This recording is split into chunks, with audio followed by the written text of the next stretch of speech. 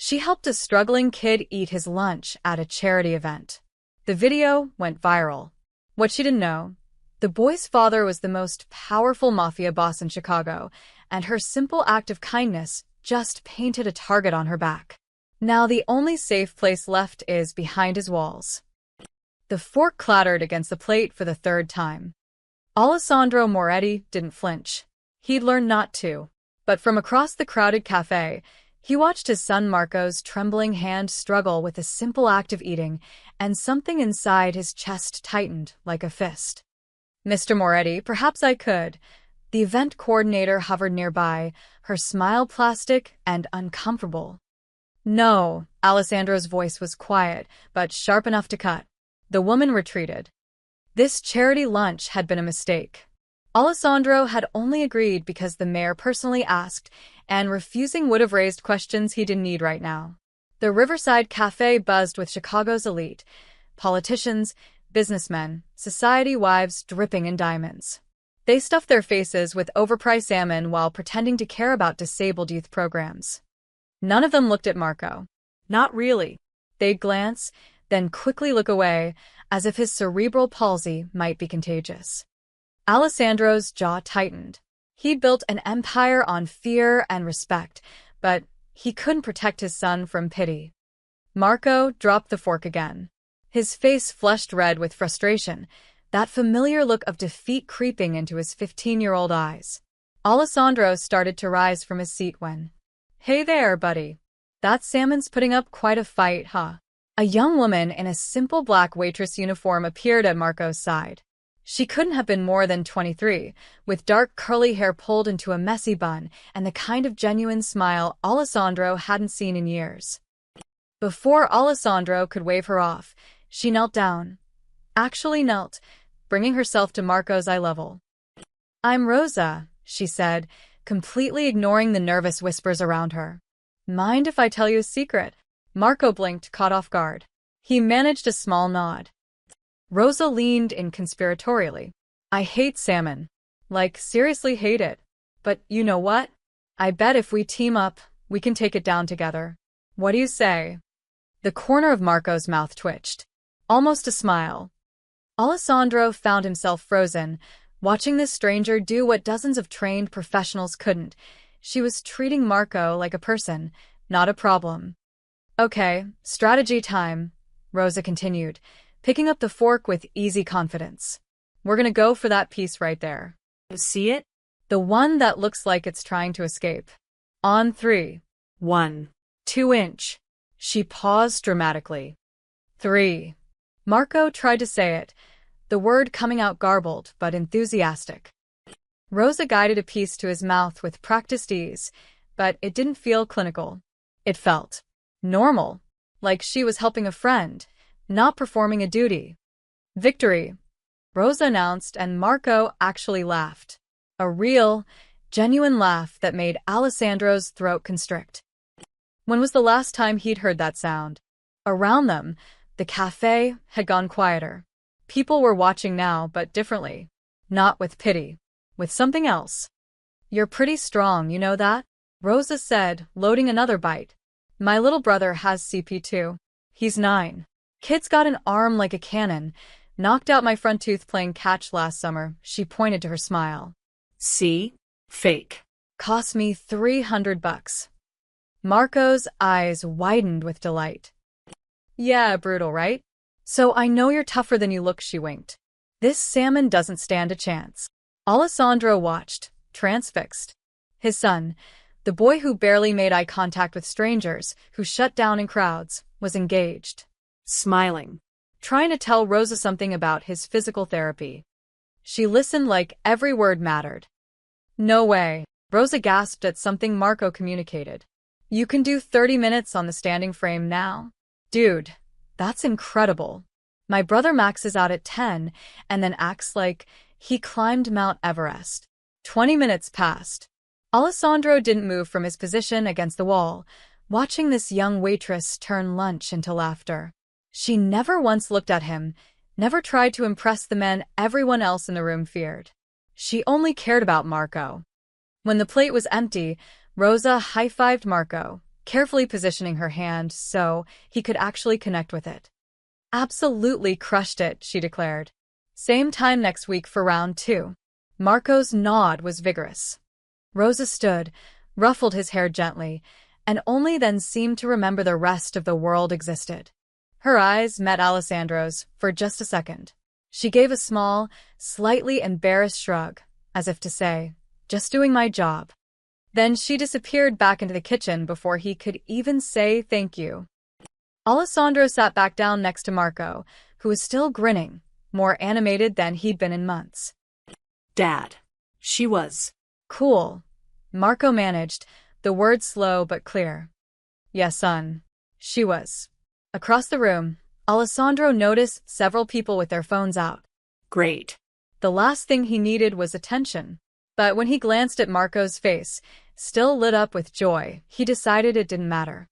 What he didn't know was that in 3 hours, a video titled "Faith in Humanity Restored" would have 500,000 views. By midnight, it would have 5 million. And Rosa Martinez's quiet life was about to explode. Rosa's feet were killing her. She dumped a tray of dirty dishes in the industrial sink and checked her phone. 6:47 p.m. Just over an hour left on her shift, then she could finally go home, peel off these shoes, and collapse on her couch with leftover pizza. Hey, Rosa.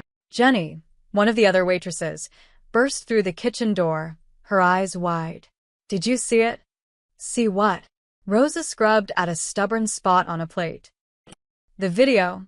You're all over Twitter. Rosa's stomach dropped. What video? Jenny thrust her phone in Rosa's face. The screen showed a shaky video of Rosa kneeling beside a teenage boy in a wheelchair, laughing and feeding him lunch.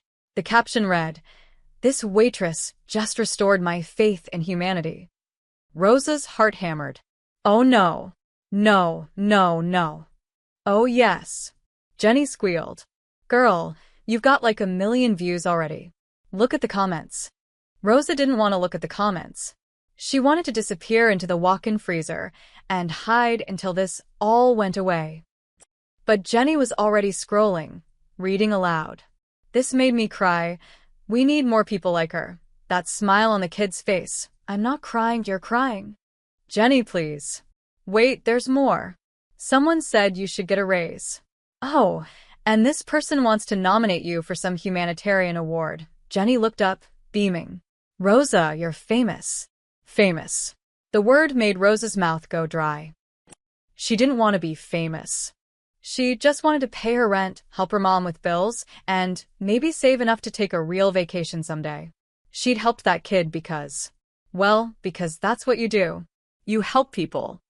Her little brother Danny had CP. She knew how people looked at him sometimes, like he was invisible or fragile or both. That boy at the charity lunch had the same look in his eyes that Danny got when strangers talked over him instead of to him. It wasn't heroic. It was just human. I need to finish my shift, Rosa muttered, pushing past Jenny. But the universe had other plans. Her phone started buzzing. Text after text from numbers she didn't recognize. Friend requests poured in on Facebook. Her Instagram, which had maybe 200 followers this morning, now showed notifications in the thousands. Rosa Martinez? A woman's voice called from the dining area. Rosa peeked through the kitchen door. A blonde woman in a sharp blazer stood near the entrance, holding a microphone. Behind her, a cameraman adjusted his equipment. Oh God, Rosa whispered. Channel 7 News, the woman announced loudly, scanning the room. We're looking for the waitress from the viral video, Rosa Martinez. Every head in the cafe turned toward the kitchen. Rosa's manager, Frank, appeared at her elbow. Rosa, you don't have to talk to them if you don't want to. I don't want to, Rosa said quickly. Frank nodded and marched into the dining room. Folks, I'm going to have to ask you to leave. We don't ambush our staff. Sir, we just want 2 minutes. Not happening. Out. Rosa sagged against the wall, grateful. Frank was gruff but fair. He'd always been good to her. Through the window, she could see more news vans pulling up outside. A small crowd had gathered on the sidewalk, phones raised, recording. This was insane. Back door, Frank said, returning to the kitchen. Go home. Take tomorrow off if you need to. Frank, I'm so sorry. For what? Being a decent person? He shook his head. Just be careful out there, kid. Internet fame is weird. People get crazy. Rosa grabbed her jacket and backpack, slipping out through the delivery entrance. The alley was blessedly empty. She pulled her hoodie up and kept her head down, walking quickly toward the bus stop 3 blocks away. Her phone wouldn't stop buzzing. She finally looked at it while waiting for the bus. The video had been shared by major news outlets now. Sam. NBC. Even some celebrities she'd never heard of had retweeted it with crying emojis. The headline on one article made her cringe. Waitress helps disabled teen eat at charity event. A pure moment in a cold world. Another read, Chicago waitress shows us what true kindness looks like. They were making her into some kind of saint. She wasn't. She was just a girl who worked double shifts and could barely afford her studio apartment. Rosa clicked on the comments section of one article. Big mistake. Most were positive, but some made her stomach churn. Bet she's doing this for attention, probably hoping for a big tip from that rich family. Why is everyone acting like basic human decency deserves a medal? That last one stung, because it was kind of true. Why was this such a big deal? Shouldn't helping someone be normal? The bus arrived. Rosa slumped into a seat near the back, exhausted. Across from her, a teenage girl glanced up from her phone, then did a double take. Her eyes widened in recognition. She elbowed her friend and whispered something. Rosa closed her eyes and pretended to sleep. When she finally got home to her cramped studio apartment, she locked the door, kicked off her shoes, and face-planted onto her bed. Her phone lit up with another notification. Then another. And another. Rosa turned it off completely and buried her face in her pillow. Outside, in the city that never quite slept, her name trended on 3 different social media platforms. News segments aired her story between weather reports and traffic updates. Think pieces were being written about kindness in modern America. And in a penthouse office overlooking Lake Michigan, Alessandro Moretti watched the video for the 7th time, his expression unreadable. He picked up his phone and made a call. Find her, he said simply. I want to know everything about Rosa Martinez. Alessandro Moretti didn't do sentiment. In 30 years of running the most powerful crime family in Chicago, he'd learned that emotions were liabilities, weaknesses to exploit. He'd buried friends, eliminated enemies, and built an empire on the principle that feelings got you killed. But at 6 a.m. on Tuesday morning, he sat in his mahogany-paneled office and watched a 23-year-old waitress make his son laugh for the 8th time. Boss. Vincent Calabrese, his consigliere and oldest friend, stood in the doorway holding 2 cups of coffee. He'd seen Alessandro through gang wars, federal investigations, and his wife's death 5 years ago. Very little surprised him anymore. But right now, he looked concerned. You've been watching that video for an hour, Vincent said carefully, setting a cup on the desk. What's going on? Alessandro didn't answer. He just hit replay again. On screen, Rosa knelt beside Marco, her whole face lit up with genuine joy. Not pity, not duty, just connection. She made Marco feel normal. Scene. When was the last time Alessandro had done that for his own son? Find her, Alessandro said quietly. Vincent blinked. What? Rosa Martinez. The waitress. I want to know where she lives, where she works, if she has family. Everything. Boss, with all due respect, we've got the Romano situation heating up, the shipment coming in Friday, and… Vincent, Alessandro's voice was soft, but it carried weight. Find her. Vincent studied his face for a long moment, then nodded slowly. I'll make some calls. By noon, a folder sat on Alessandro's desk. Rosa Elena Martinez, 23, born and raised in Chicago's South Side. One brother, Daniel, age 9, cerebral palsy. Mother worked as a nurse at County Hospital. Father died in a construction accident when Rosa was 12. No criminal record. No debts beyond student loans. Worked at Riverside Cafe for 2 years. Picked up shifts at a grocery store on weekends. She was clean. Honest. Struggling to make ends meet like half the city. Alessandro closed the folder and made a decision that would have baffled anyone who knew him. Get the car, he told Vincent. I'm going to the cafe. The lunch rush at Riverside Cafe was in full swing when Alessandro walked through the door. The effect was immediate. Conversations died mid-sentence. Silverware stopped clinking. Frank, the manager, went pale. Everyone in Chicago knew Alessandro Moretti's face, even if they pretended not to. Alessandro ignored them all. His eyes scanned the dining room until he spotted her, Rosa, balancing 3 plates on her arms, looking tired and harassed. She hadn't noticed him yet. Mr. Moretti, Frank appeared at his elbow, practically trembling. Sir, if there's a problem. No problem, Alessandro said calmly. I'm here to see Rosa. Frank's eyes widened. Rosa? Our Rosa? Is there another one? No, sir. I'll get her. Alessandro watched Frank scurry across the dining room and whisper urgently in Rosa's ear. Her head snapped up, and her eyes found Alessandro's across the crowded cafe. She looked terrified. Alessandro felt an unexpected pang of guilt. He was used to people being afraid of him. It came with the territory. But he didn't want her to be afraid. Rosa approached slowly, and he could see her hands shaking slightly. Mr. Moretti, can I help you? Up close, he could see the dark circles under her eyes. The video had clearly taken its toll. Is there somewhere we can talk privately? He asked, keeping his voice gentle. She hesitated, then nodded toward a small office in the back.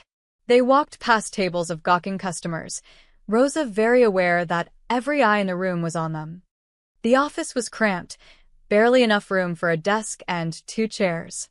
Rosa stood with her arms crossed defensively, and Alessandro realized he was towering over her in this small space.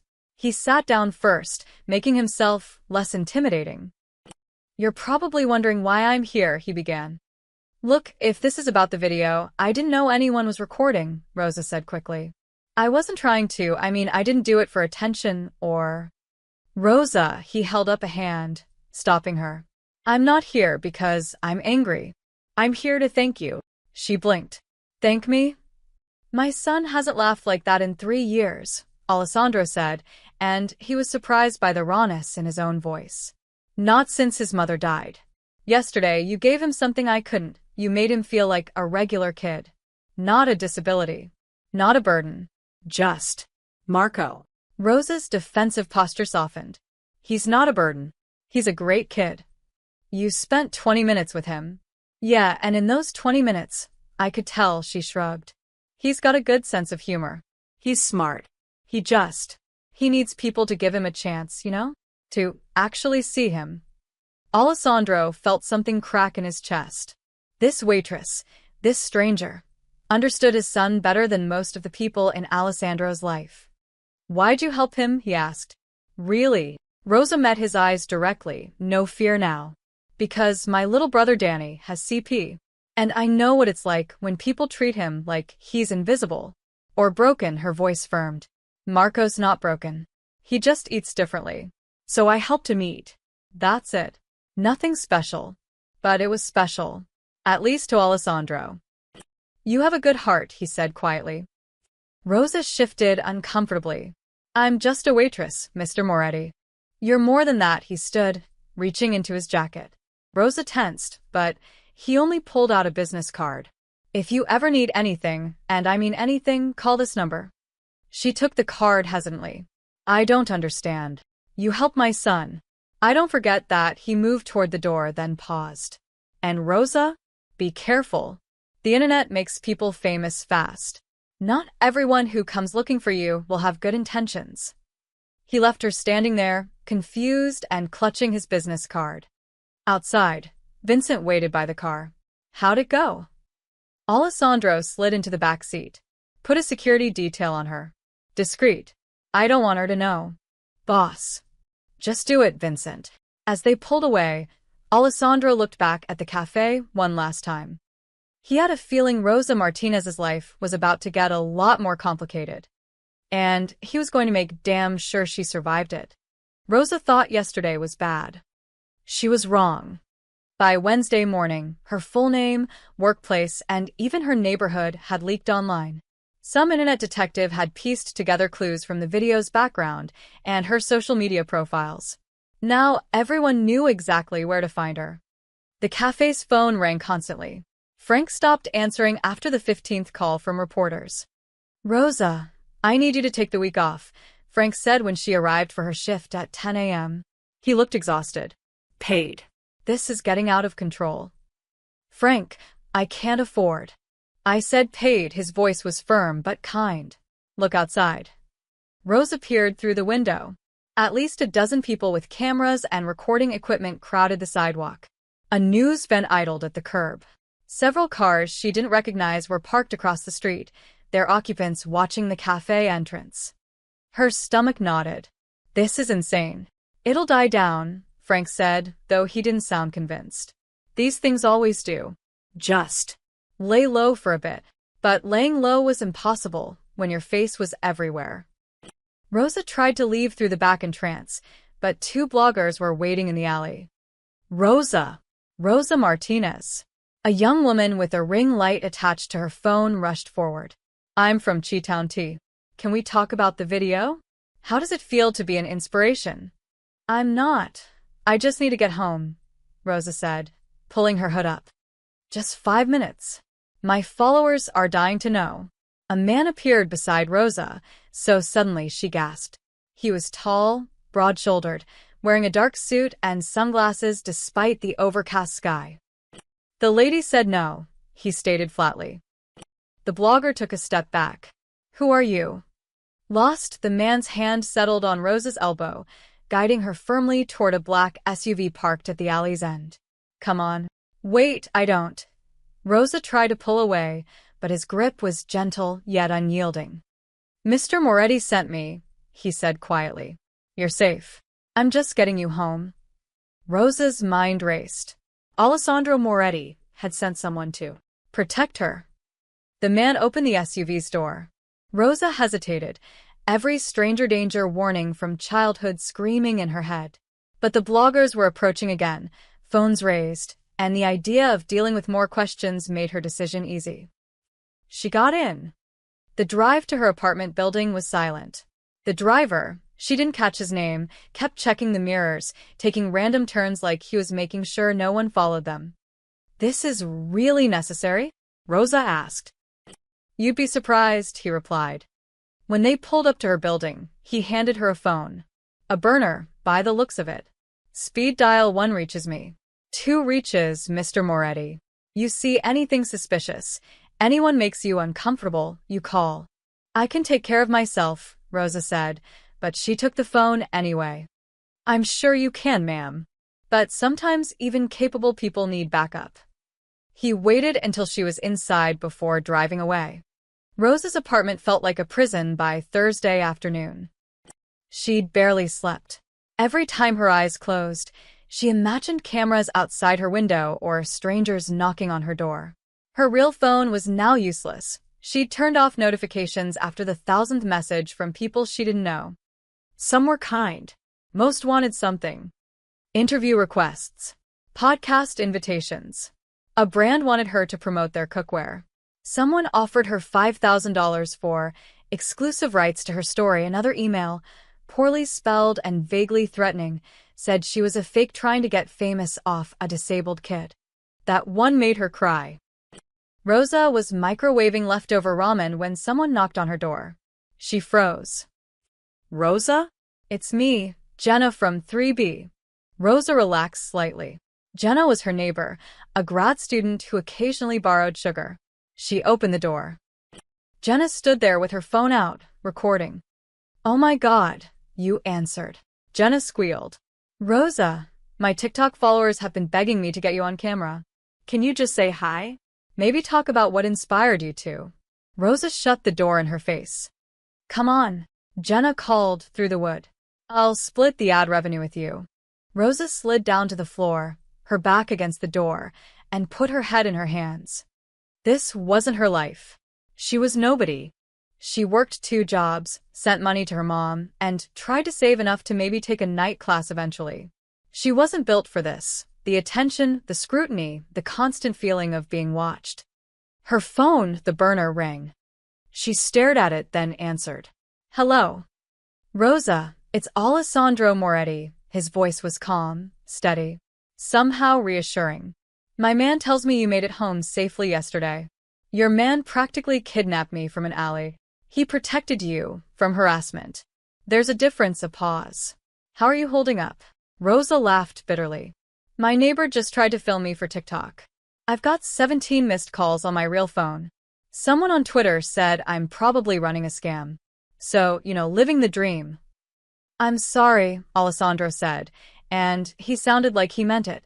I should have warned you better. When someone close to me enters the public eye, even accidentally, things escalate quickly. I'm not close to you. I'm just. You helped my son.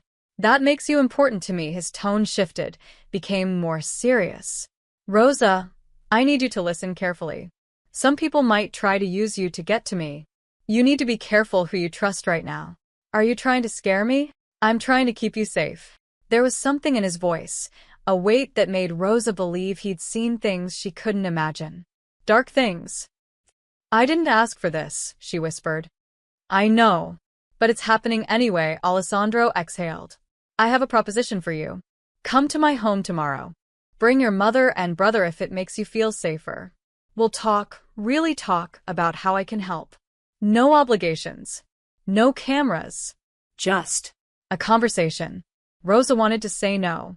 Every instinct told her to stay far away from a man like Alessandro Moretti. But she thought of Marco's laugh. And she thought of her landlord's text from this morning. We need to talk about all the attention your apartment is bringing to the building. What time? She asked. Dominic Romano crushed his cigar into the crystal ashtray and replayed the video one more time. The Riverside Cafe. The Moretti kid. And some nobody waitress making Alessandro look like a human being instead of the cold-blooded killer they all knew him to be. Soft, Dominic muttered. The bastard's getting soft. Across the poker table in the back room of Romano's strip club, 3 of his top men watched their boss with careful eyes. Tommy, Two Fingers Marchetti, Sal Greco, and a new guy, Paulie something, who'd transferred up from Miami. Boss, it's just a video, Tommy said cautiously. some feel-good internet thing. Means nothing. Means everything. Dominic stood, pacing. He'd been trying to take a bigger piece of Chicago's underworld for 5 years, ever since Alessandro had muscled him out of the dockyard operations. Every move Dominic made, Moretti countered. Every deal Dominic tried to broker, Moretti blocked. But this was different. You see how many people are talking about this girl? Dominic pulled up his phone, scrolling through Twitter, Facebook, Instagram. She's everywhere. And everyone knows she helped Moretti's kid. Which means everyone knows Moretti cares about her. Sal leaned forward. You thinking what I think you're thinking? I'm thinking that Alessandro Moretti has spent 30 years making sure nobody can touch him. No weaknesses. No pressure points, Dominic smiled slowly. But this girl? She's exposed. Vulnerable. And the whole world knows he's grateful to her. We grab her, we send a message, Tommy said, catching on. Better than that. We use her to bring him to the table. Make him negotiate. Dominic's eyes gleamed. I want the waterfront. He gives me those docks. The girl goes home unharmed. He refuses. Dominic shrugged. Well, accidents happen. Paulie, the new guy, shifted uncomfortably. Boss? No disrespect, but going after someone Moretti's protecting, that's asking for a war. We're already in a war, kid. We've just been losing. Dominic pointed at his phone. But Alessandro made a mistake. He showed the world something he cares about. That's leverage. We need to move fast, Sal said.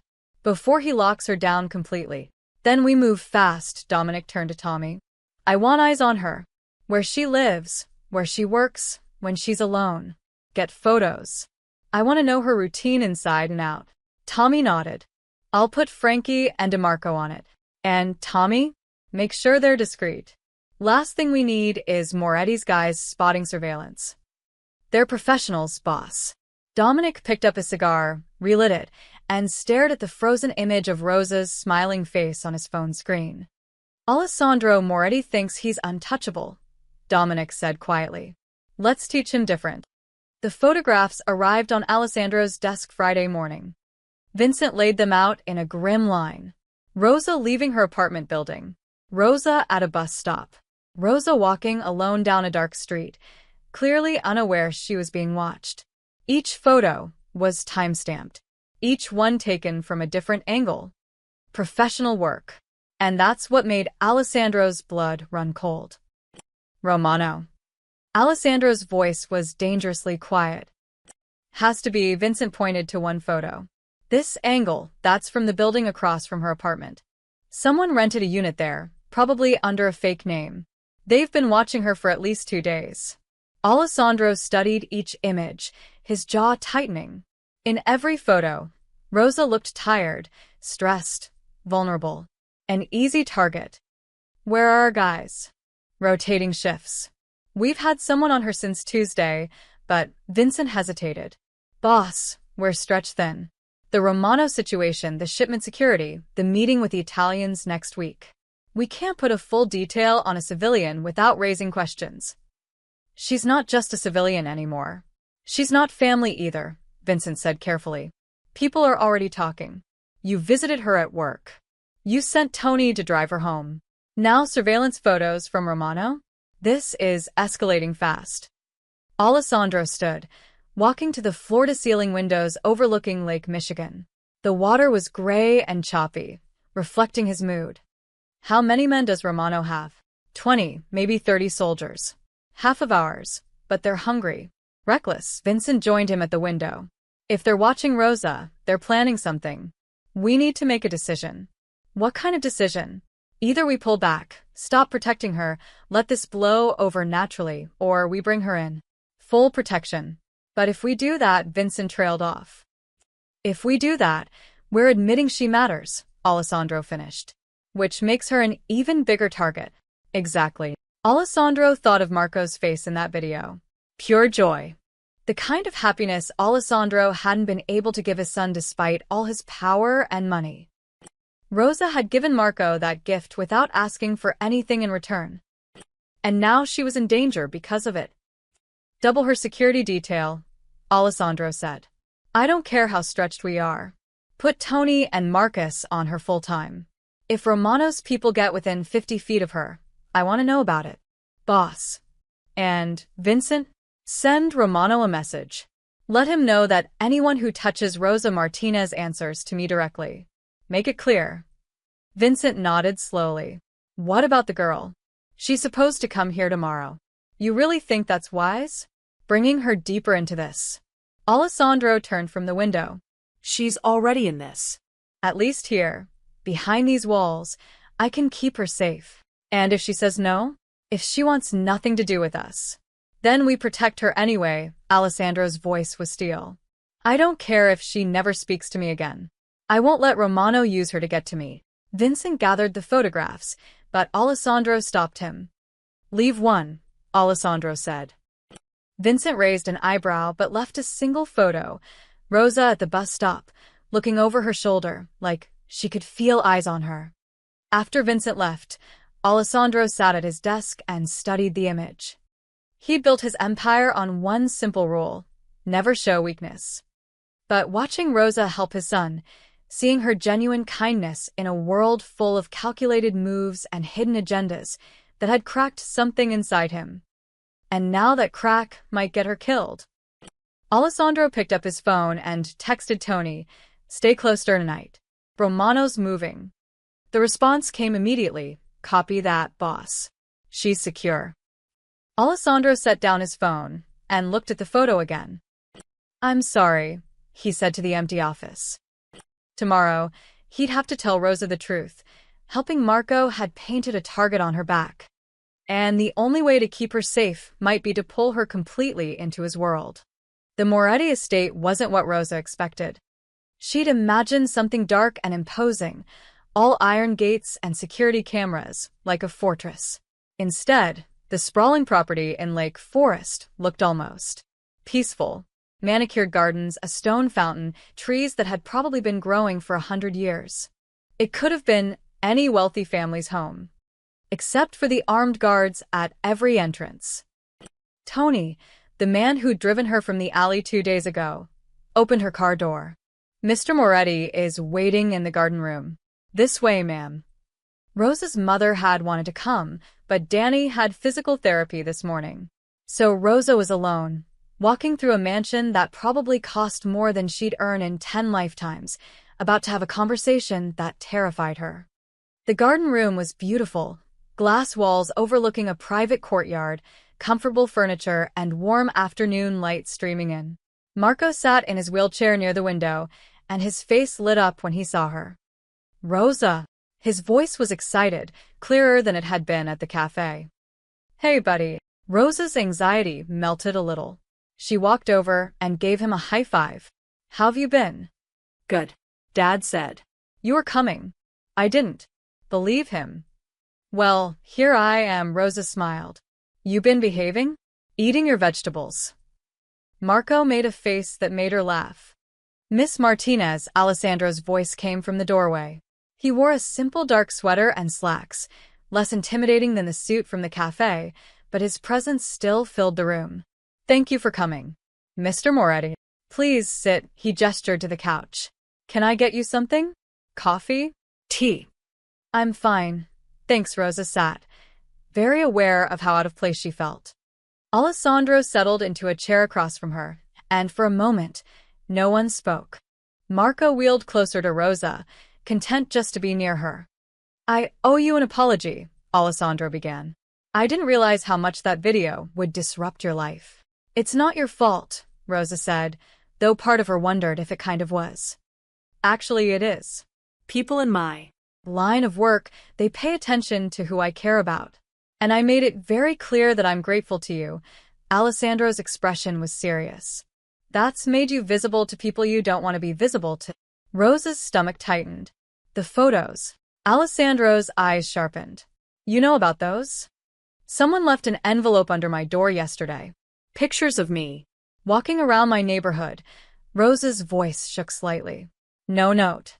Just photos." Alessandro's jaw clenched. He glanced at Tony, who stood by the door. Some silent communication passed between them. "That's why you're here," Alessandro said. "Rosa, I need to be honest with you. There are people in this city who would hurt you to hurt me. Not because of anything you've done, but because you showed kindness to my son. So, what am I supposed to do?" Rosa asked. "Quit my job? Move? Pretend I never met Marco?" "No," Alessandro leaned forward. "I'm offering you protection. Real protection.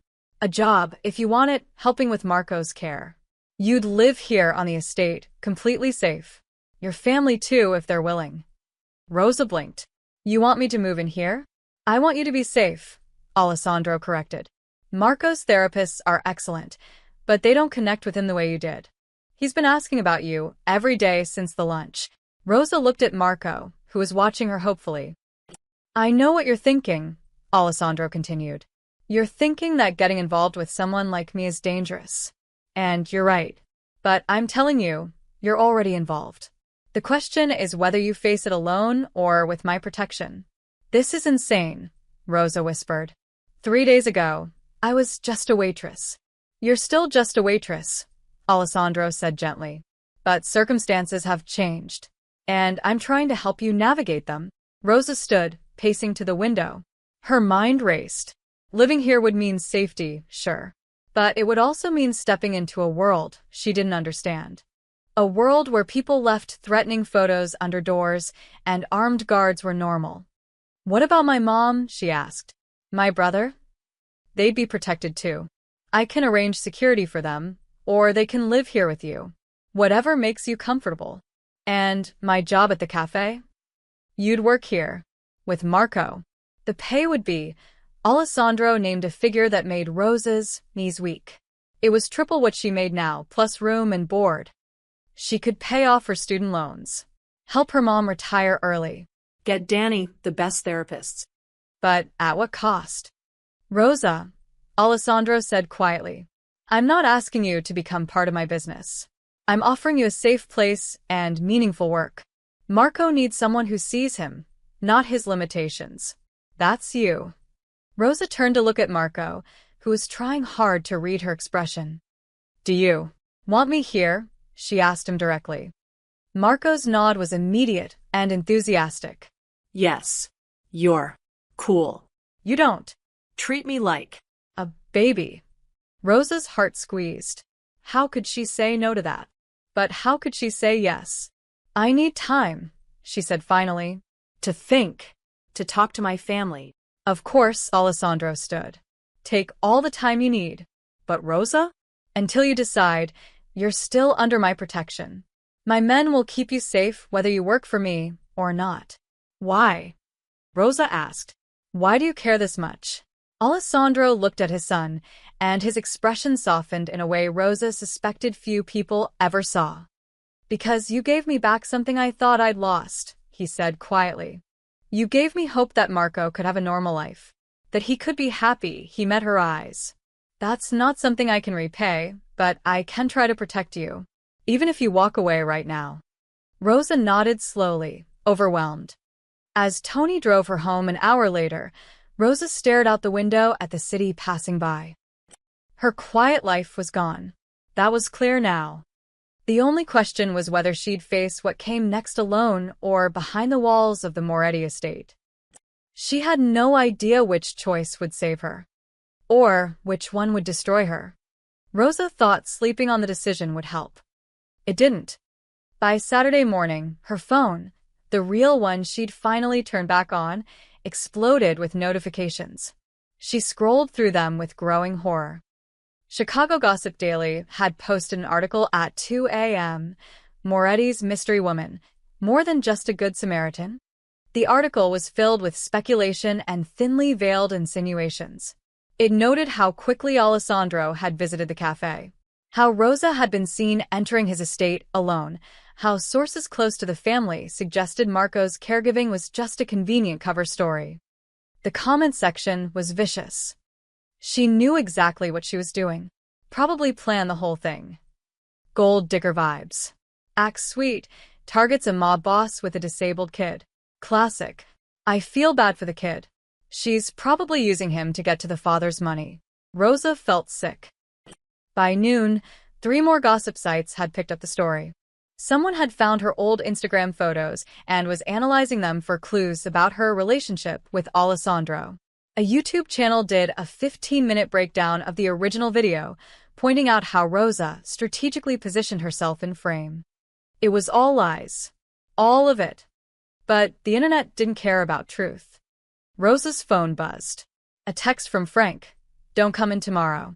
Maybe not next week either. I'm sorry. Her hands shook as she typed back. What? Why? People are camping outside asking about you. It's affecting business. I need this to cool down. She stared at the message. Frank had always been good to her. This wasn't his fault, but it stung anyway. Another text came through, this time from her landlord, Mr. Kowalski. Need to discuss your lease. Stop by office today. Rosa knew what that meant. She pulled on jeans and a hoodie, trying to look as invisible as possible, and headed downstairs. In the building's small management office, Mr. Kowalski sat behind his desk looking uncomfortable. Rosa, you're a good tenant. Always paid on time, no complaints. But, Rosa prompted. But there've been men hanging around, watching the building. And reporters keep bothering other tenants, asking questions about you, he sighed. Yesterday, someone tried to sneak into the building pretending to deliver flowers. Mrs. Chun on the second floor is scared. Mr. Kowalski, I didn't ask for any of this. I know, he held up his hands. I'm not blaming you, kid, but trouble follows you now, and I can't have that here. I've got elderly residents, families with young kids. So I'm asking nicely, if maybe you could find somewhere else to stay, at least until this blows over. Rosa's chest tightened. You're evicting me? I'm suggesting you might be happier elsewhere, he said carefully. Your lease is up in 6 weeks anyway. I'm not going to renew it. I'm sorry. Rosa walked back to her apartment in a daze. 6 weeks to find a new place. In a city where rent was already crushing her. While unemployed. With her face plastered across gossip sites. Perfect. She was making tea when she noticed a car parked across the street. A black sedan, windows tinted. It had been there when she left and was still there now. Alessandro's protection, probably. But as she watched, her coworker Jenny pulled up to the building and got out of her car. She spotted the sedan immediately, glanced up at Rosa's window, and her expression shifted from friendly to suspicious. Rosa's phone rang. Jenny. So, are you going to tell me what's going on? Jenny asked without preamble. What do you mean? Rosa, there are guys in suits watching your apartment. Frank told us not to contact you. And those articles. Jenny's voice dropped. Are you really involved with Alessandro Moretti? No. God, no. Jenny, those articles are lies. I just helped his son eat lunch. That's all. Then why is he protecting you? Why did he visit the cafe? Rosa, people are saying. I don't care what people are saying, Rosa snapped, surprising herself. None of it's true. Silence on the line. Jenny, I'm not some gold digger or whatever they're calling me. I helped a kid. That's literally all I did. Okay, Jenny said, but she didn't sound convinced. I believe you. But Rosa? Be careful. Getting mixed up with people like that. It never ends well. After Jenny hung up, Rosa sat on her couch and finally let herself cry. Her job was gone. Her apartment was gone. Her reputation was destroyed by people who didn't know her. Her coworkers thought she was a liar. Strangers on the internet called her names. And somewhere out there, dangerous people were taking photos of her because she'd committed the crime of being kind. Her burner phone rang. Alessandro. She almost didn't answer. But what choice did she have? Rosa, his voice was concerned. I saw the articles. I'm sorry. You're sorry? Rosa laughed bitterly. Your world is destroying mine, and you're sorry? Tell me what you need. I need my normal life back. The words exploded out of her. I need people to stop lying about me. I need to not be afraid every time I leave my apartment. I need. Her voice broke. Come here, Alessandro said quietly. Today. Right now. Bring whatever you need. You can stay in the guest house, completely separate from the main estate if that makes you comfortable. But Rosa, you're not safe out there anymore. I don't know if I'm safe with you either, she whispered. Maybe not. But at least here, I can protect you from everyone else. Rosa looked around her tiny apartment, at the life she'd built from nothing after her father died, at the independence she'd fought so hard for. All of it crumbling because she'd been kind to a lonely boy. Okay, she heard herself say. I'll come. I'll send Tony. No. I'll take an Uber. I need to do this myself, she paused. But Alessandro? I'm not agreeing to anything permanent. I just need somewhere safe while this dies down. Understood, he said. The gate will be expecting you. After hanging up, Rosa packed a suitcase with shaking hands. She didn't know if she was making the right choice. She only knew she was out of other options. Rosa was zipping up her second suitcase when someone knocked on her door. She froze. The knock came again, urgent, insistent. Rosa Martinez? Channel 9 News. We'd love to get your side of the story. Rosa exhaled. Another reporter. She ignored it, continuing to pack. Ms. Martinez, we're willing to pay for an exclusive interview. Very generously. Go away. Rosa called through the door. Silence. Then footsteps retreating down the hall. Rosa grabbed her phone to call the Uber when she heard voices outside her window. Male voices, trying to sound casual, but with an edge that made her skin prickle.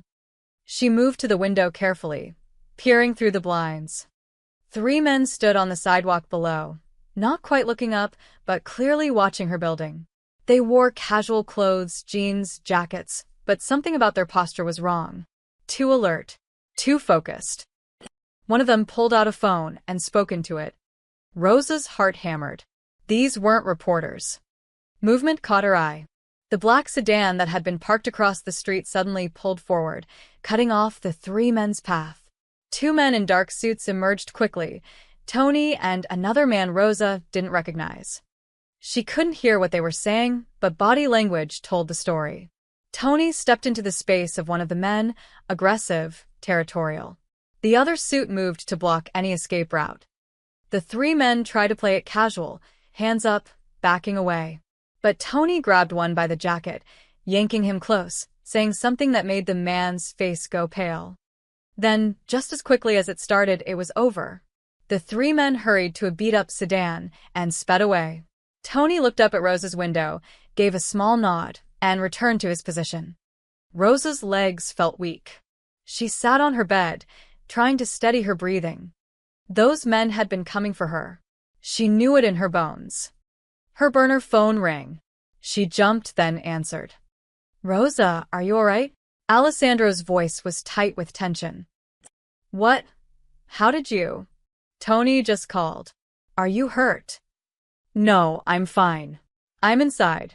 "What just happened?" Men from Romano's crew tried to approach your building. They were posing as reporters, but they're not. Alessandro paused. "Rosa, pack faster. I'm coming to get you myself." "You don't have to. I'm already in the car." 20 minutes later, Alessandro Moretti walked into Rosa's apartment building with four armed men flanking him. Mr. Kowalski took one look and disappeared into his office. Rosa opened her door before Alessandro could knock. He looked different than she'd seen him before, not composed and controlled, but barely contained fury mixed with something that looked like fear. "Are you hurt?" he asked immediately, his eyes scanning her. "I'm fine. Just scared." Alessandro stepped inside, and his men took positions in the hallway. He closed the door, and suddenly the small apartment felt even smaller with his presence filling it. "I should have moved you sooner," he said quietly. "This is my fault." "You keep saying that." "Because it's true." Alessandro ran a hand through his hair. The first time Rosa had seen him look anything less than perfectly controlled. "Dominic Romano wants to hurt me. And he's decided the best way to do that is through you." Rosa sat on her couch, hugging a pillow. "I don't understand this world. Why would hurting me hurt you? I'm nobody." "You're not nobody." Alessandro sat across from her, elbows on his knees, meeting her eyes directly. "You're the person who made my son laugh, who treated him like he matters. And in my world, that means something. In my world, it's just being a decent human." "I know. That's why you don't belong in this." Alessandro's voice was rough. "But you're in it anyway, and I can't pull you out. All I can do is keep you safe." Rosa looked at this man, this notorious, feared mafia boss, and saw something unexpected. A father, scared and tired, and trying to protect someone. "Those men outside," Rosa said. "What would they have done if your guys hadn't stopped them?" Alessandro's jaw tightened. "Nothing good." "Would they have killed me?" "No." "Romano's not that stupid. But they would have grabbed you, used you as leverage. "Scared you." "Maybe hurt you enough to send a message." His eyes were dark. "And I would have started a war to get you back." The certainty in his voice shook her. "Why?" Rosa whispered. "Why risk a war for someone you barely know?" Alessandro was quiet for a long moment. "When my wife Maria died, Marco stopped talking. For 6 months, not a word. The doctors said it was trauma, that he'd come back eventually. But I was losing him, not to the cerebral palsy, to grief." He looked at Rosa with raw honesty. "Then you showed up at a charity lunch and made him laugh." "Just laugh. Like it was easy. Like he was just a kid." Alessandro's voice cracked slightly. "You gave him back to me, Rosa. So yes, I'd risk a war. I'd risk everything. Because you saved my son in a way I couldn't." Rosa felt tears building. "I'm just a waitress who fed him lunch." "No." Alessandro stood, gentle but firm. "You're the reason my son smiled again. And that means more to me than any business deal, any territory, any amount of money." He held out his hand. "Please. Let me keep you safe. Not because you owe me. Because I owe you." Rosa looked at his outstretched hand. Behind him, through the window, the city stretched out. Her city, the place she'd grown up, fought to survive in, built her small life. But that life was gone now, taken by circumstances she never asked for. She took his hand. "Okay," she said. "I'll come with you." Alessandro's relief was visible. "Thank you." As his men carried her suitcases down to the waiting SUV, Rosa took one last look at her apartment. She was leaving behind independence and safety and normalcy. She just hoped she wasn't walking into something worse. The guest house at the Moretti estate was nicer than any place Rosa had ever lived. Hardwood floors, a full kitchen, a bedroom with a king-sized bed that felt like sleeping on a cloud, floor-to-ceiling windows overlooking the gardens. Rosa set her suitcases down and tried not to cry at the absurdity of it all. "You okay?" Alessandro stood in the doorway, giving her space, but clearly concerned. "This is bigger than my apartment," Rosa said. "It's yours for as long as you need it. The main house is 50 yards that way," he pointed. "Marco's room is on the second floor, east wing. His therapy sessions are usually at 9 and 3". "You want me to start tomorrow?" "Only if you're ready. No pressure." Rosa nodded. "I'll be ready." After Alessandro left, Rosa unpacked in silence, trying to process the past week. 7 days ago, she'd been a nobody waitress. Now she lived on a mafia boss's estate under armed protection. Her life had become a bad movie. The next morning, Rosa met Marco's physical therapist, a stern woman named Dr. Patricia Nguyen who looked Rosa up and down like she was assessing competition. "So you're the famous waitress," Dr. Nguyen said coolly. "I'm just Rosa. Mr. Moretti says you have experience with cerebral palsy. My brother has it. I'm not a professional or anything." "That's evident." Dr. Nguyen turned to Marco, who was already grinning at Rosa. "All right, Marco. Let's start with range of motion exercises." Rosa watched for the first 20 minutes, noting how clinical Dr. Nguyen was. Efficient, yes. Knowledgeable, absolutely. But cold. She treated Marco like a patient, not a person. When Dr. Nguyen stepped out to take a phone call, Rosa moved closer to Marco. "How you doing, buddy?" "Bored," Marco said clearly. She's "Mean." "She's thorough," Rosa corrected gently. "But yeah, I get it. Hey, you want to learn something cool?" Marco's eyes lit up. "Yeah." Rosa pulled out her phone and showed him a video of Danny using an adaptive utensil. "My brother learned this trick. See how he angles his wrist? Takes practice, but it means he can eat some things without help." "I could do that." "I think you could do anything if someone showed you how instead of doing it for you," Rosa smiled. "Want to try after therapy?" Marco's nod was enthusiastic. When Dr. Nguyen returned, she eyed Rosa suspiciously. "I hope you weren't interfering with his exercises. Just keeping him company," Rosa said pleasantly. By the end of the week, Rosa had established a routine.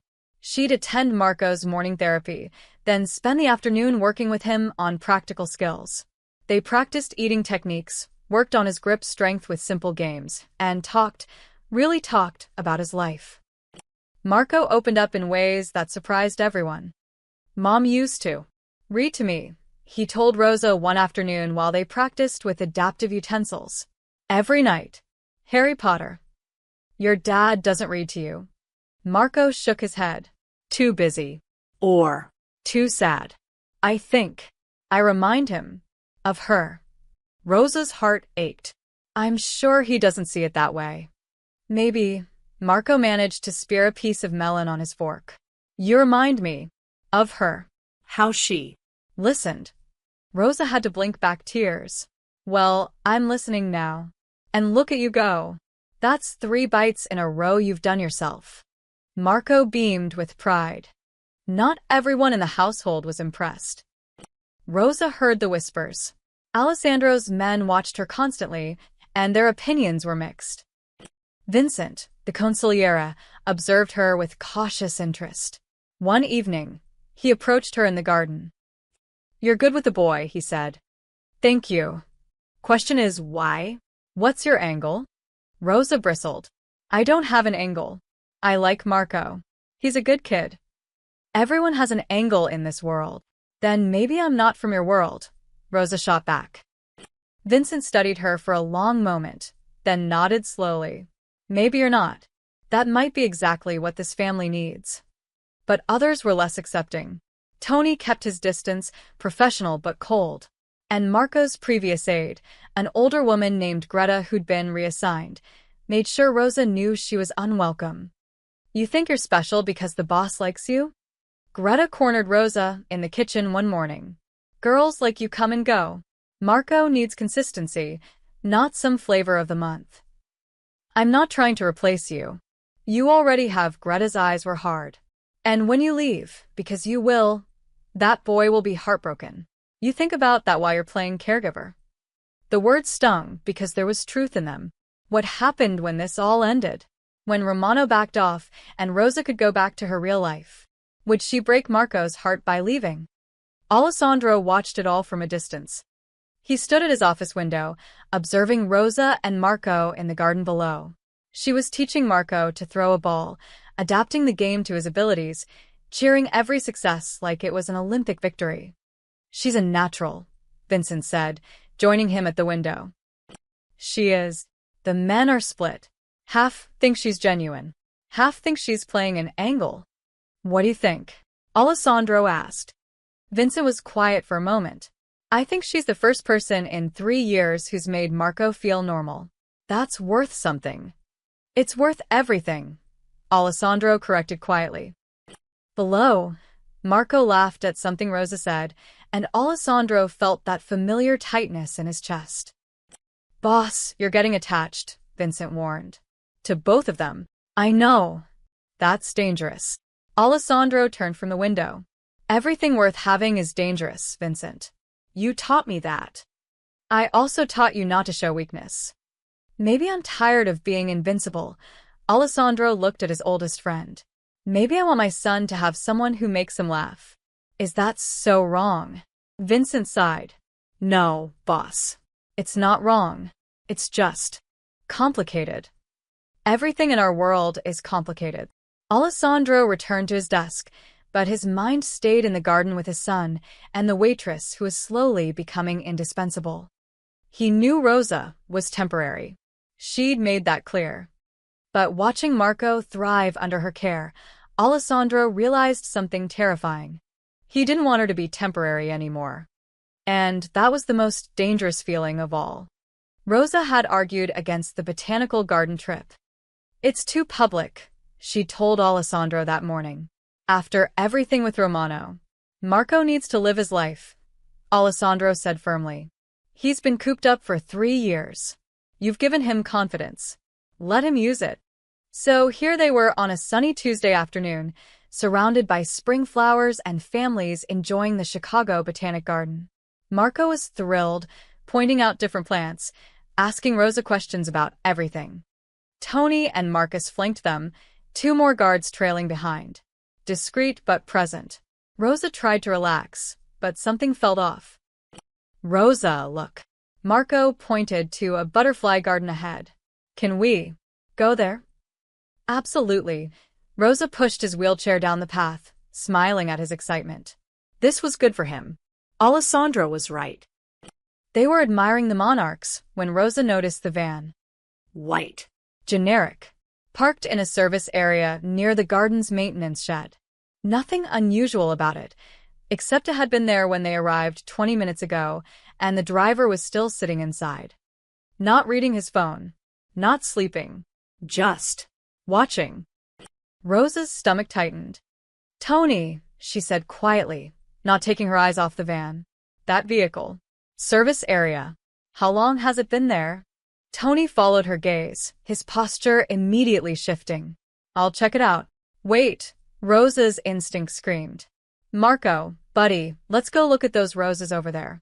The red ones. But the butterflies. Trust me.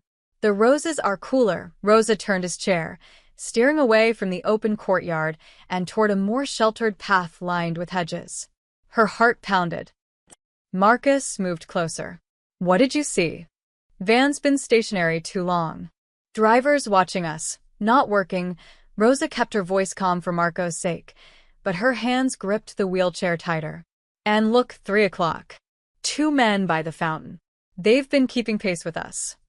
Marcus's hand moved inside his jacket. Tony, we're relocating. Now. But before Tony could respond, the van's back doors burst open. 4 men spilled out, moving fast toward them. Not running. That would draw attention, but walking with purpose. One spoke into a radio. Go. Tony barked. Rosa didn't think. She shoved Marco's wheelchair down the side path at full speed, adrenaline overriding everything else. Marcus ran beside her, gun drawn now, civilians screaming and scattering. What's happening? Marco's voice was scared. Just hold on, buddy. Rosa's mind raced. The path ahead curved around a greenhouse. If they could reach the visitor center, more people, more witnesses. A man stepped out from behind a hedge, blocking their path. Marcus fired a warning shot in the air. The man dove for cover. Rosa yanked the wheelchair hard left, taking a maintenance path she'd noticed earlier. Narrower. More cover. Tony, where are you? Marcus shouted into his radio. Engaged. 2 hostiles down. Get the kid out of here. Rosa's lungs burned. The wheelchair wasn't built for speed, and Marco's weight made it hard to maneuver. Behind them, footsteps pounded closer. Think. She spotted a greenhouse ahead, staff only. The door was propped open with a bucket. In here. Rosa pushed through the entrance, Marcus right behind her. He slammed the door shut, looking for a lock. There. Rosa pointed to a metal crossbar. Marcus jammed it through the handles just as bodies hit the door from outside. They were trapped. Rosa looked around frantically. Rows of plants. Tools. Windows too high to break, and climb through while pushing a wheelchair. And Marco was hyperventilating, terrified. Marco, look at me. Rosa knelt beside him, forcing calm into her voice. You're safe. We're safe. Breathe with me. In. Out. The door shuddered under repeated impacts. Marcus was on his radio. We're pinned in Greenhouse 3. Need immediate backup. Rosa's eyes landed on a large bag of fertilizer.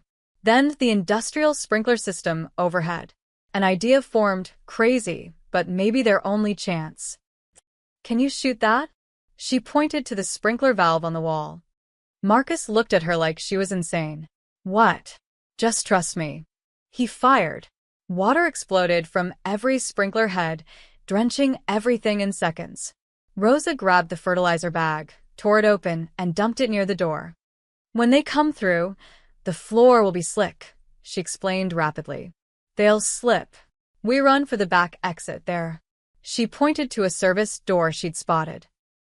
That's actually smart, Marcus admitted. The door's crossbar bent. Breaking. 5 seconds. 3. It burst open.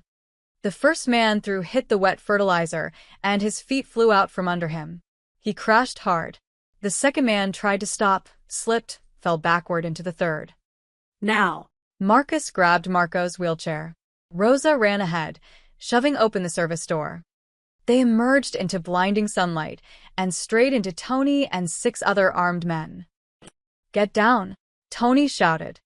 Rosa and Marcus hit the ground, covering Marco. Gunfire cracked through the air. Short bursts. Professional.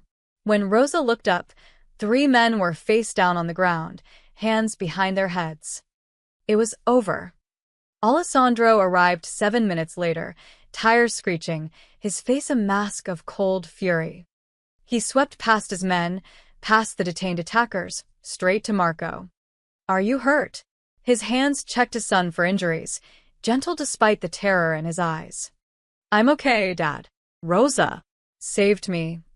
Alessandro's gaze shifted to Rosa, who was still shaking with adrenaline.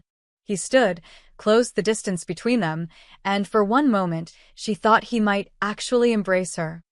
Instead, he said, How did you know? The van. It didn't fit. And those men were too coordinated to be random. Rosa swallowed hard.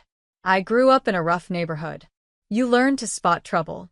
Alessandro stared at her with an expression she couldn't read. Then he turned to Vincent, who'd arrived with him. Hire her, he said. Boss. Not as Marco's aide. As his security consultant. She saw what trained professionals missed. Alessandro looked back at Rosa. You saved my son's life. That makes you family now, whether you like it or not. Rosa's legs finally gave out.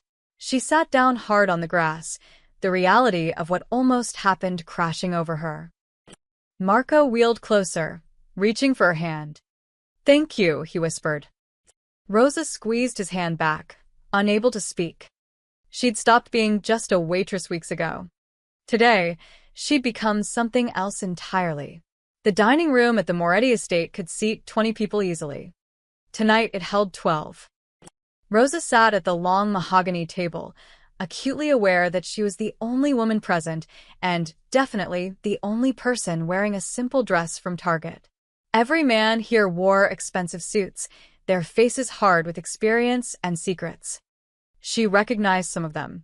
Vincent, of course, sitting at Alessandro's right hand. Tony and Marcus, who'd protected her at the botanical garden. Others she'd seen around the estate but never spoken to, captains, soldiers, men who ran the Moretti organization's various operations. This wasn't just dinner. This was something else. Alessandro sat at the head of the table, commanding the room without saying a word. He'd barely spoken since they'd gathered, just watched his men eat and make small talk about sports and weather, anything but the real business they were here to discuss. Rosa pushed food around her plate, too nervous to eat. Finally, Alessandro set down his fork. The room went silent instantly. Thank you all for coming, Alessandro began. I know you're wondering why I called this dinner. Some of you probably think you know. His eyes swept the table. But I want to make something clear before rumors spread further. Rosa's stomach dropped. This was about her. 4 days ago, my son was nearly kidnapped, Alessandro continued, his voice hard. 4 trained men from Romano's crew made their move in a public space, and they almost succeeded. Our security missed the signs. Our protocols failed. Tony shifted uncomfortably. Several men exchanged glances. But one person saw it coming, Alessandro said. One person recognized the threat, acted decisively, and saved Marco's life. That person wasn't a trained bodyguard, wasn't a soldier, wasn't anyone in this organization. He looked directly at Rosa. It was a 23-year-old waitress who learned to spot danger growing up on the South Side. Rosa felt every eye turn to her. She wanted to disappear. Rosa Martinez has been living on this estate for over a week now, Alessandro continued. Some of you have welcomed her. Others have questioned her presence. I've heard the whispers. What's her angle? Why is she really here? How long until she asks for money? Rosa's cheeks burned. Let me answer those questions. Alessandro's voice was steel. She has no angle. She's here because she's the only person in 3 years who's made my son feel like a human being instead of a burden. And she's staying because she's proven she'll protect him with her life. Vincent leaned forward. Boss, no one's questioning her actions at the garden. She did good. But formally bringing her into the family. I'm not asking for opinions, Vincent. I'm telling you how it is. Alessandro stood, and the power shift in the room was palpable. As of tonight, Rosa Martinez is officially appointed as Marco's personal aide and companion. She has full protection under my name. Anyone who threatens her, threatens me. Anyone who questions her, questions me. With respect, boss, a man Rosa didn't know spoke up. She's an outsider. She doesn't understand our world. What happens if she sees something she shouldn't? Hears something? Then she'll keep her mouth shut, like everyone else who values their life, Alessandro said flatly. But Rosa's not stupid. She knows what discretion means. It's not about discretion, another man argued. It's about loyalty. She's not blood. She's not even Italian. How do we know she won't? Enough, Alessandro's voice cracked like a whip. You want to talk about loyalty? Rosa had every chance to walk away. After the viral video, after the harassment, after Romano's men left photos under her door, she could have disappeared. Changed her name. Left Chicago. Instead, she came here and put herself in the line of fire for my son. He paused, letting that sink in.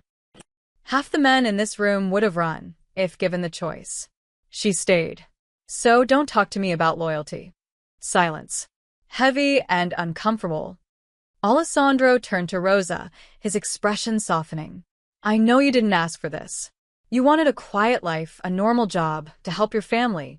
I'm sorry I couldn't give you that. He picked up a glass of wine.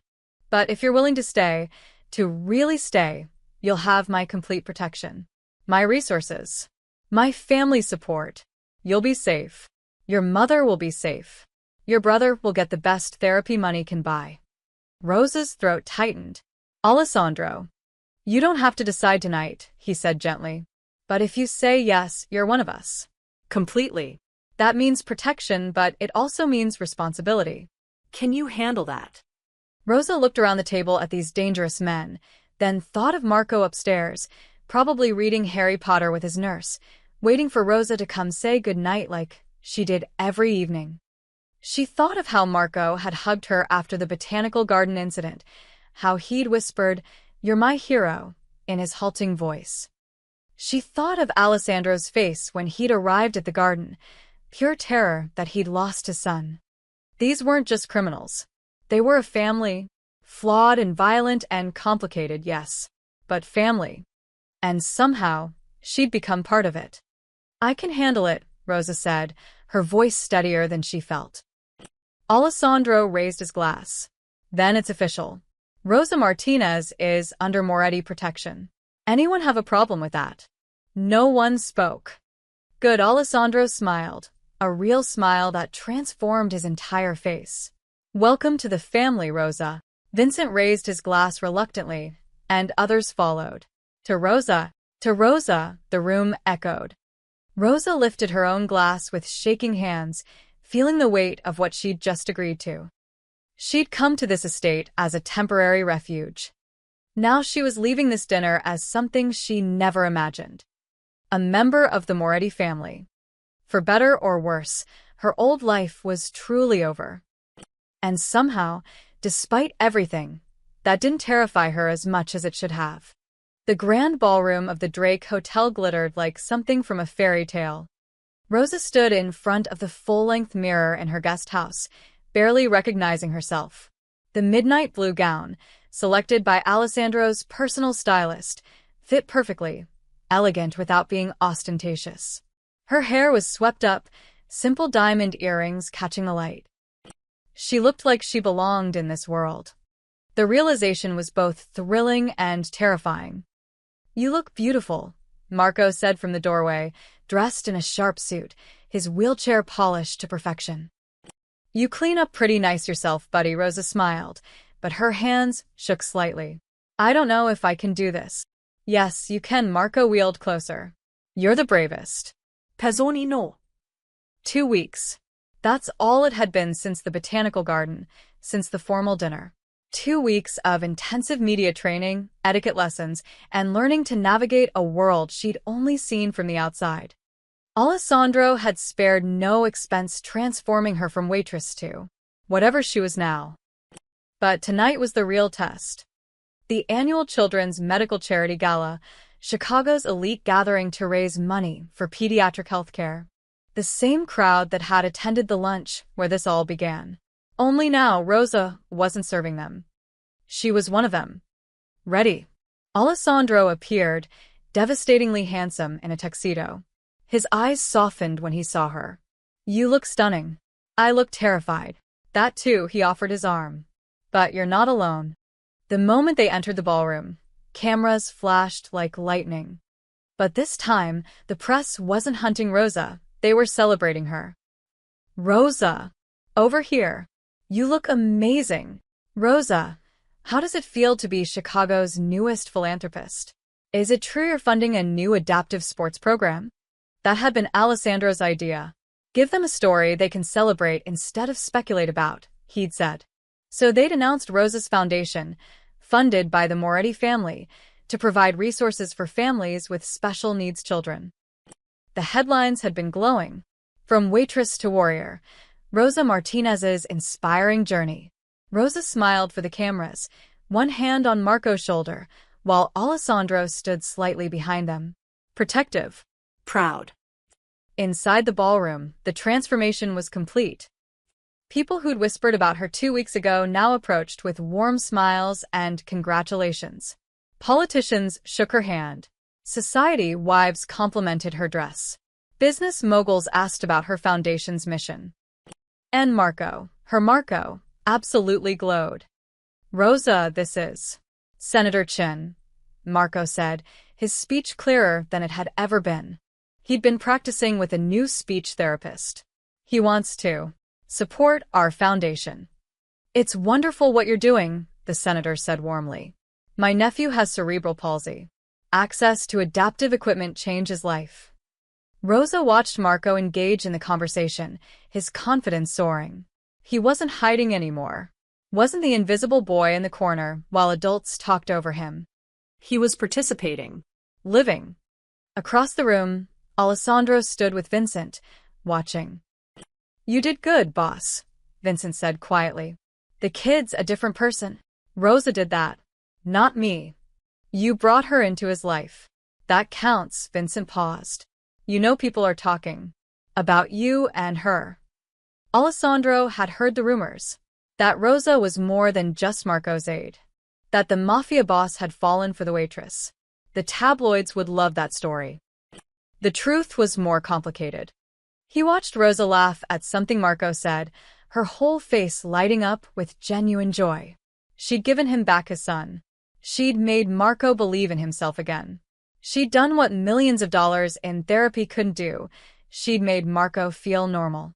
And yes, somewhere along the way, she'd done something to Alessandro too. She'd reminded him what it felt like to hope. Let them talk, Alessandro said simply. Later, during the silent auction, Rosa found Alessandro alone on the terrace. You okay? She asked. I should ask you that. This is a lot. Rosa leaned against the railing, looking at the Chicago skyline. You know what's weird? A month ago, I would have been inside that ballroom serving champagne. Now I'm drinking it. Regrets. Some days, she was honest. I miss the simplicity. I miss being invisible. But then Marco does something amazing like tonight, and I think, maybe this is where I'm supposed to be. Alessandro moved beside her. You changed everything, Rosa. Not just for Marco. For me too. Rosa looked up at him, seeing vulnerability she'd never expected from Alessandro Moretti. I spent 5 years being angry at the world for taking Maria, Alessandro continued quietly. Angry at myself for not protecting Marco from grief. I built walls so high that I forgot what it felt like to let someone in. He met her eyes. You climbed those walls like they were nothing. You didn't see a mafia boss or a disabled kid. You just saw people. That's all you are, Rosa said softly. People trying to survive. Just like everyone else. Alessandro smiled, real and warm. See? That's exactly what I mean. Inside, music started. The first dance. Come on, Rosa said, taking his hand. Your son is waiting. And I promised him a dance. They returned to the ballroom where Marco waited, excitement clear on his face. Rosa danced with him, wheelchair and all, adapting the movements, making it work, making him feel included. Around them, the crowd watched and smiled. The viral video had shown a moment of kindness. But this was transformation. Rosa Martinez had stepped from obscurity into a world that should have crushed her. Instead, she'd bent it to accommodate compassion. And in doing so, she'd saved more than just Marco's life. She'd saved his father's heart too.